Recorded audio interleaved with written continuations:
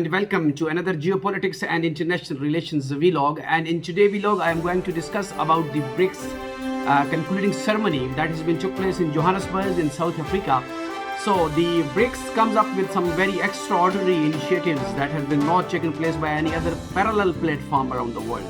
So this voice that has been emerged from the Brics platform is something like really for the peace and the stability around the world. So the first thing that the Brics concluding ceremony has taken the initiative of the expansion of the member countries. So there are now 6 new members that will be formally the member of the Brics platform next year, 2024 January.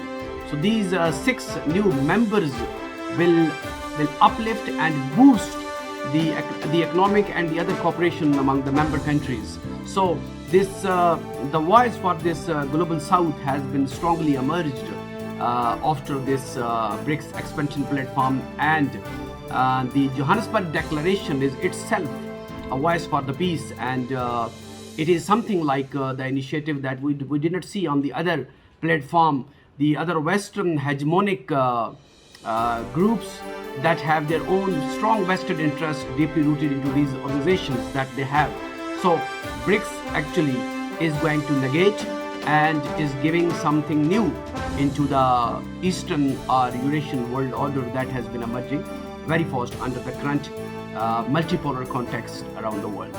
So what we discuss about this, that the 6 new members that has been going to be the part of the Brics, that is the Saudi Arabia, Iran, Ethiopia, then the Argentina, then there's the country United Arab Emirates, Egypt.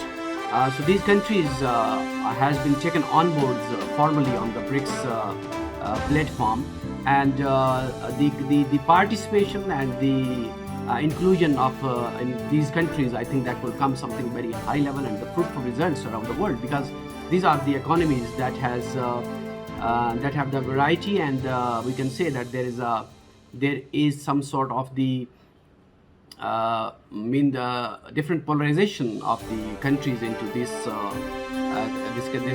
addition in the Brics. So we do not see that Ethiopia is one of the countries that has mammoth challenges, economic challenges and other challenges, but it is one of the economy has some sort of the strong desire to boom, and there is some sort of the potential in the economy. Then we see other Saudi Arabia and Iran also.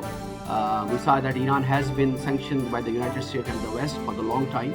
So that is also one of the polarized economy and a country that could be maximum benefit from the contribution and the participation in the Brics. So besides this, we saw the economic cooperation. That is something very much appreciating and something like very much unique that have been that the world has been witnessed first time on the Brics platform, and that is the trade in the local currencies of the countries. That is I think that the watershed moment of the Brics countries and the Brics agenda, because when the trade will come up into the local currencies, that will definitely give an ultimate and a must boom to the local economies. And this is something like this that we say that how the monopoly of the dollarization and how the dollar exploits the political and the other scenarios of the countries.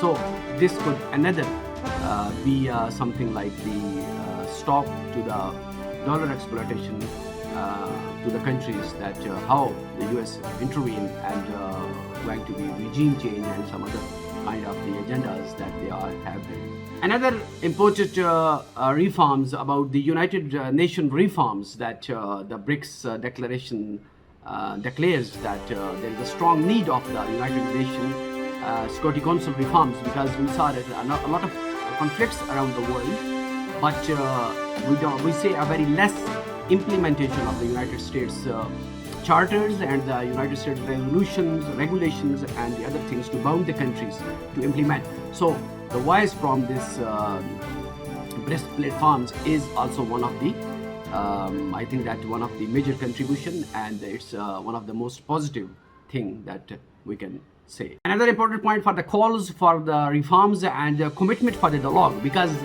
the dialogue chapter should never be closed, because the conflicts and all the tension around the world could be resolved through a positive dialogue. So BRICS declaration has encouraged and to promote this dialogue for the more communication and to more discuss such kind of the conflicts to resolve. That is another important contribution and one of the major important point that we could say that has been raised on the BRICS Charter. Another important thing is about the food security, because we saw that the world has been witnessed into a lot of food crisis. The environmental and the climate impact has been highly damaging about the food chain and the food supply.